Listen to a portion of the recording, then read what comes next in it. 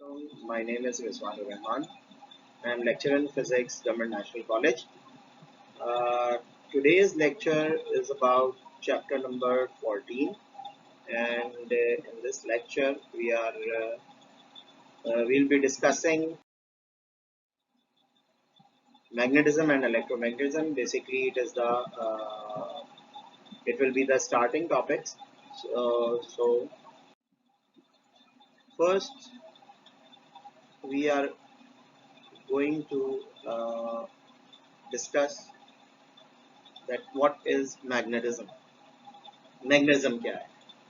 तो मैग्नेटिज्म क्या है जनाब, ये कुछ बातें हम यहाँ डिस्कस करेंगे जो मैग्नेटिज्म से रिलेटेड हैं। पहली बात ये कि the phenomena in which a magnet attracts iron pieces is called magnetism. बिल्कुल ऐसे ही जिस तरह दो मासेस जब एक दूसरे को अट्रैक्ट करते हैं तो इट इज कॉल्ड ग्रेविटेशन। ये कैरेक्टरिस्टिक ग्रेविटेशन कहलाती है। इसी तरह जब दो चार्जेस एक दूसरे को अट्रैक्ट या रिपेल करते हैं then this is called electric field, electrostatic force. बिल्कुल इसी तरह जब मैग्नेट अट्रैक्ट करता है आयरन पीसेस को अपनी जानिब then this phenomena is called magnetism.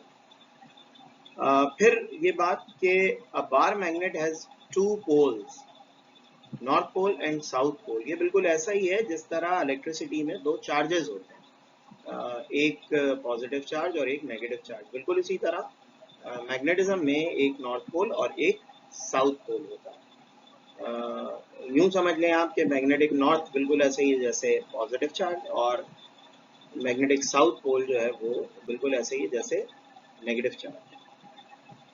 Like poles repel each other, where opposite poles attract each other, same as charges। बिल्कुल ऐसे ही जिस तरह के इलेक्ट्रिक चार्जेस हैं, इलेक्ट्रिक चार्जेस पॉजिटिव चार्जेस एक दूसरे को रिपेल करते हैं, नेगेटिव चार्जेस एक दूसरे को रिपेल करते हैं। बिल्कुल इसी तरह नॉर्थ और नॉर्थ पोल अगर आमने सामने होंगे दो मैग्नेट्स के तो ये रिपेल करेंगे, साउथ और साउथ पोल सामने होंगे तो ये रिपेल करेंगे।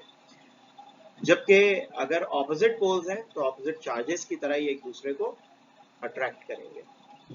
Magnetic line of forces originate from North Pole where they end on South Pole। North pole से लाइन ऑफ फोर्सेस एमिट होती हैं और साउथ पोल पे एब्जॉर्ब होती हैं जाके। बिल्कुल ऐसे ही कि जिस तरह पॉजिटिव चार्ज से लाइन ऑफ फोर्स उन्हें ओरिजिनेट होती हैं और नेगेटिव चार्ज में एब्जॉर्ब होती हैं। Magnetic line of forces do not cancel each other. ये एक दूसरे को कैंसिल नहीं करते क्योंकि इनके ये कर्व होती हैं, नॉर्थ से साउथ की तरफ जाती हैं, लेकिन हर लाइन ऑफ फोर्स का ट्रैक एक डिफरेंट ट्रैक होता है। यही वजह है कि ये एक दूसरे को इंटरसेक्ट नहीं करते, कैंसिल नहीं करते। ये हमने एक बार मैग्नेट शो किया हुआ है जिसमें आप देख सकते हैं कि लाइन ऑफ फोर्स पॉजिटिव से नॉर्थ पोल से निकलकर साउथ पोल की तरफ ट्रेवल कर रही है, नॉर्थ पोल से निकलकर साउथ पोल की तरफ ट्रेवल कर रही है। और इंटरेस्टिंग बात यह है कि अगर आप गौर करें तो जो एंड्स पे लाइन ऑफ फोर्सेस हैं उनका रेडियस आपको ज़्यादा नज़र आएगा। इसका मतलब ये स्ट्रॉन्ग है, यहाँ स्ट्रेंथ इसकी मैग्नेट की स्ट्रॉन्ग है। और जैसे जैसे आप दरमियान में आते चले जाएंगे वैसे वैसे यहाँ लाइन ऑफ फोर्स वीक होती चली जाएंगी, यानी दरमियान में लाइन ऑफ फोर्सेस वीक और कॉर्नर पे लाइन ऑफ फोर्सेस स्ट्रॉन्ग होती है। फिर ये एक बड़ी इंपॉर्टेंट बात है कि if a bar magnet is split into two pieces from the centre. अगर एक बार मैग्नेट को हम बिल्कुल दरमियान से तोड़ दें तो बज़ाहिर तो ऐसा लगता है कि नॉर्थ अलग हो जाएगा, साउथ अलग हो जाएगा, मगर ऐसा नहीं होता। बल्कि नॉर्थ पोल और साउथ पोल अलग होने के बाद दो बिल्कुल नए मैग्नेट्स बन जाते हैं इंडिविजुअल दो पोल्स के साथ। यानी ये जो दो टुकड़े आपको मिलेंगे उनमें एक नॉर्थ और एक साउथ पोल होगा, एक नॉर्थ और एक साउथ पोल होगा। यानी आप यूं समझें कि ये आपके पास दो छोटे अलग बार मैग्नेट्स में, इंडिविजुअल बार मैग्नेट्स में चेंज हो जाएंगे। तो हमेशा मैग्नेटिक पोल्स डाईपोल्स की सूरत में होते हैं, दो पोल्स की सूरत में होते हैं। यूनिपोलर मैग्नेट एग्जिस्ट नहीं करता। आगे चलते हैं। फंडामेंटल फील्ड यानी नेचर की बुनियादी फील्ड्स में से एक फील्ड मैग्नेटिक फील्ड है।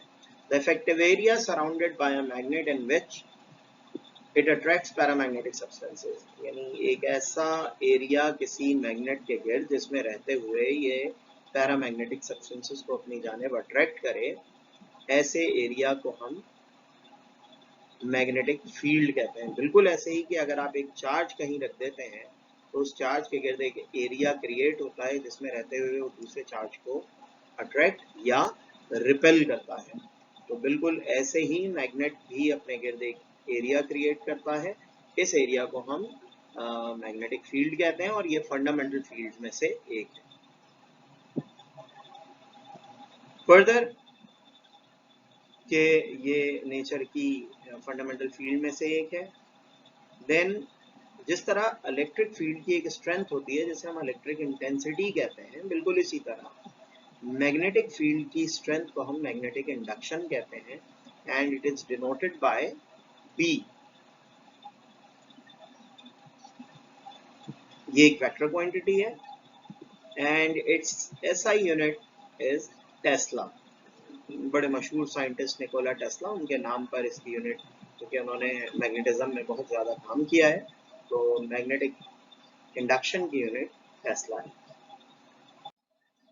अच्छा जी, यहाँ हमारा पहला टॉपिक है इससे रिलेटेड, वो ये कि force on a charge particle moving in a uniform magnetic field.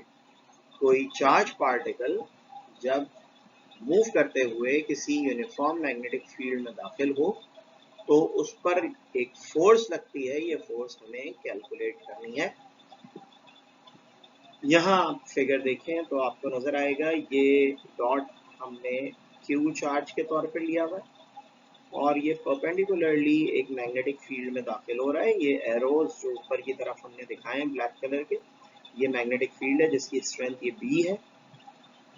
जैसे ही ये चार्ज V वेलोसिटी से मैग्नेटिक फील्ड के अंदर दाखिल होगा, मैग्नेटिक फोर्स इस पर अप्लाई होगी। इस फोर्स की वजह से ये सर्कुलर ट्रैक में मूव कर जाएगा। एक्चुअली हमें पता कैसे चलता है कि इस पर फोर्स लग रही है कि सीधा आता हुआ चार्ज अपना रास्ता चेंज कर लेता है। ये जो रास्ता चेंज हो रहा है इसका मतलब ये है कि इस पर कोई फोर्स लगी है। ये फोर्स F हमें कैलकुलेट करनी है। If a charge enters in a uniform magnetic field with uniform velocity, then it due to magnetic force the charge moves in a circular track। तो जनाब इस बात को हम आगे बढ़ाते हैं कि ये फोर्स किन किन चीजों पर डिपेंड करती है। इसके लिए कुछ कंसिडरेशंस हैं। हमने कहा कि magnitude of charge is Q, velocity, uniform velocity of charge is V, magnetic induction is B, angle between the velocity and magnetic induction is theta, and the force acting upon the charge by the magnetic field is F। अच्छा जी, अब ये magnetic force जो है वो इन factors पर, following factors पर depend करेगी। Number 1, जितना ज्यादा चार्ज होगा उतनी ज्यादा मैग्नेटिक फोर्स होगी, यानी magnetic force and charge are directly, amount of charge are directly proportional to each other। Charge का अमाउंट बढ़ने से मैग्नेटिक फोर्स चार्ज पर लगने वाली बढ़ जाएगी। नंबर 2,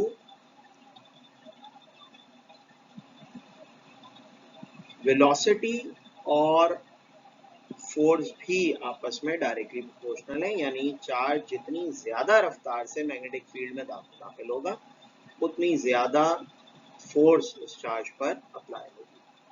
तीसरी चीज, ऑब्वियसली जितनी स्ट्रॉन्ग मैग्नेटिक फील्ड होगी B is showing the strength of the magnetic field, जितनी स्ट्रॉन्ग मैग्नेटिक फील्ड होगी चार्ज पर लगने वाली फोर्स उतनी ज्यादा होगी। तीसरी चीज, क्योंकि चार्ज एक वेक्टर क्वांटिटी है और ओरिएंटेशन पर भी डिपेंड करती है फोर्स, तो sine of angle between V and B will decide कि फोर्स कितनी ज़्यादा होगी। साइन की वैल्यू अगर ज़्यादा है तो फोर्स ज़्यादा, साइन की वैल्यू अगर कम है तो फोर्स कम होगी।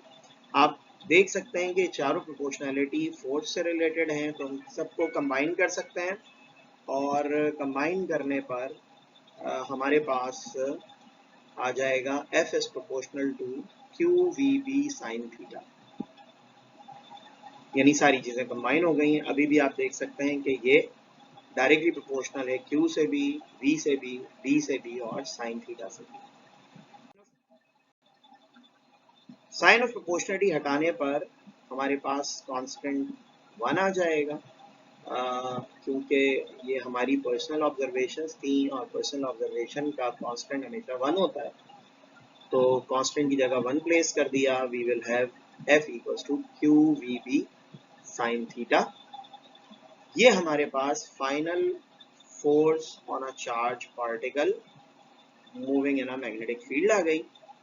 और क्योंकि v B sine v B vectors हैं और इनके साथ साइन लिखा हुआ है, तो आपको पता है कि A cross B A B sine theta के बराबर होता है। इट मीन्स कि वी बी साइन थीटा की जगह हम क्रॉस प्रोडक्ट इंट्रोड्यूस कर सकते हैं। तो F vector equals to q, q एक स्केलर क्वांटिटी है और इसके साथ multiplied by v cross B, the cross product of velocity and magnetic induction आ गया। ये हमारे पास चार्ज पर लगने वाली मैग्नेटिक फोर्स का फॉर्मूला है। क्योंकि इसके साथ साइन आ रहा है तो इसकी एक मैक्सिमम फोर्स होगी और एक मिनिमम फोर्स होगी। क्योंकि ये डिपेंड करती है क्रॉस प्रोडक्ट पर, तो क्रॉस प्रोडक्ट का रिजल्टेंट हमेशा परपेंडिकुलर टू द प्लेन होता है। इसका मतलब V और B के प्लेन पर फोर्स परपेंडिकुलर होगी, ये डायरेक्शन ऑफ फोर्स है। मैक्सिमम फोर्स क्योंकि साइन है तो 90 डिग्री पे और साइन 90 1 हो जाएगा।